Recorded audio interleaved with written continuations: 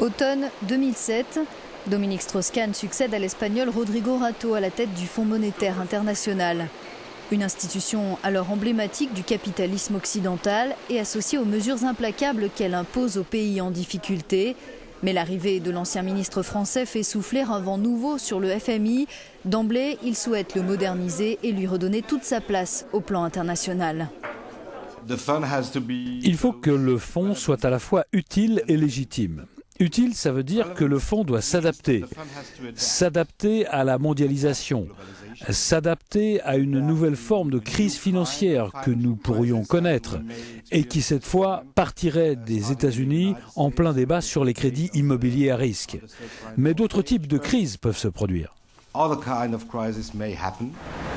Des propos prémonitoires à l'approche de la crise financière. Parmi les chantiers lancés par Dominique Strauss-Kahn, le redressement des finances du FMI, par la vente d'une partie de son or notamment. Les États membres ont également augmenté leurs contributions. Aujourd'hui, l'organisation n'a jamais été aussi riche. Autre réforme menée par l'ancien patron du fonds, le rééquilibrage des droits de vote au sein de son conseil d'administration. Pour être plus conforme à la nouvelle donne de l'économie mondiale, la Chine devient numéro 3 en voix. Le Brésil, l'Inde et la Russie obtiennent plus de poids. L'Europe, elle, abandonne 2 de ses 24 sièges.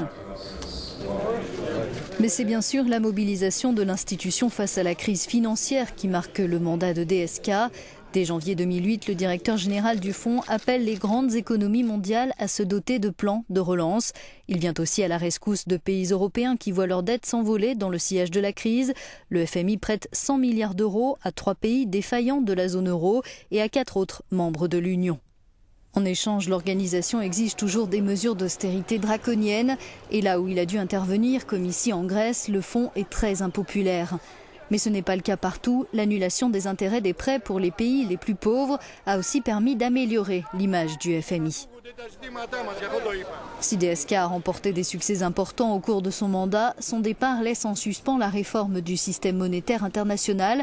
Il n'aura pas réussi non plus à changer la vision du monde du FMI, qui continue de largement tenir compte des intérêts de ses États membres occidentaux.